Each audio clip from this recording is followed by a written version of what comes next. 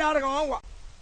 ဩအဲ့ဒီကောင်မနဲ့တည်းကရှားတယ်ဟိုရောက်ကိုမရောက်သေးတယ်ပဲသွားသိနေတယ်မသိပါဘူးဗျရဲ့ဒီကောင်နေတိုင်းနောက်ကျသင်အမြန်သိမဲ့ကောင်အဲ့ဒီကောင်သိပါပဲဗျရဲ့ဘာလဲပြောတော့ကျွန်တော်လည်းပြောလို့မရဘူးအဘဟုတ်ပြီဆိုဟမ်ဟုတ်ပြီဆိုကြက်လားဘာလို့လဲဘာလို့မနောက်နဲ့တော့ငါဖောက်နော်တလုံးနှစ်ဖူးပြောင်းတပင်းတလုံးမပေါက်ဘူးမင်းလာမနောက်နဲ့ဟုတ်ဘူးအဘပေါက်ပြီလို့ပြောနေတာမပေါက်ဘူးမင်းမညူလားဒီမှာမပေါက်ဘူးပြောင်းဟာသူဘာပြောမှဘာပေါ့အဘစပင်းမပေါက်ဘူးဆိုရင်ဒီပါထိုးတာလားဒီပါတော့ဖြစ်လိမ့်မယ်အမဒီပေါ့လားဟဲ့စမ်းပါကွာငါလောကနေပဲငါတလုံးရှာဖို့စားတာဘယ်တော့မှဒီမလို့ကွာအဘကရောင်းကူကရှောက်တော့ပြောနေတာအဘပေါက်ပြီနဲ့ဟာဟိုမှာလာပြီကျောင်းစုံနေလာပြီပေါက်ပြီဖားရဲ့ပေါက်ပြီပေါက်ပြီဖားရဲ့ပေါက်ပြီဖားရဲ့ပေါက်ပြီ